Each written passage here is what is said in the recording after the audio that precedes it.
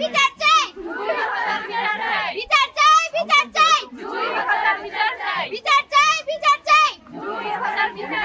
গত শুক্রবার আমাদের কলেজে জুই আপুকে খুবই নৃশংসভাবে হত্যা করা হয়েছে।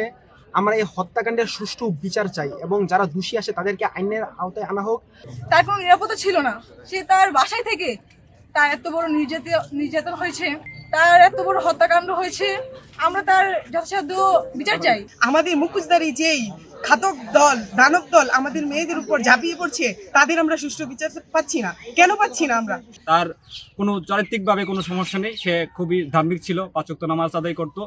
কিন্তু গত শুক্রবার রাত্রে যে ঘটনা ঘটেছে আমাদের গ্রামে, সত্যি হৃদয়গতরক। আমাদের যে বড় আপু জুই আপু, তাকে অত্যন্ত শারীরিক নির্যাতন করা হয়েছে, যেটা কয়েকদিন পরে বাংলাদেশে হয়। দেখা যায় যে আজকে একজন নির্যাতিত হয়েছে, কালকে তো আমরাও হতে পারি। আমরা জুই আপুর এই শারীরিক নির্যাতনের সর্বোচ্চ শাস্তি চাই, তাদের ফাঁসি চাই। এটা সঠিক তদন্তের মাধ্যমে পুলিশ যাতে আইনত ব্যবস্থা নিয়ে তাকে, যারা এই হত্যাকাণ্ড ঘটিয়েছে তাদের ফাঁসি কার্যকর করে।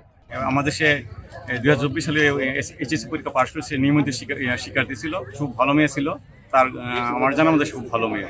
তার এই ধরনের হত্যাকাণ্ড আমাদেরকে ব্যথিত, আমরা খুবই ব্যথিত, দুঃখিত। তার আত্মার মাগফিরাত কামনা করি এবং তার এটার আমরা সুষ্ঠু তদন্ত সাপেক্ষে বিচার চাই। বিচার চাই, বিচার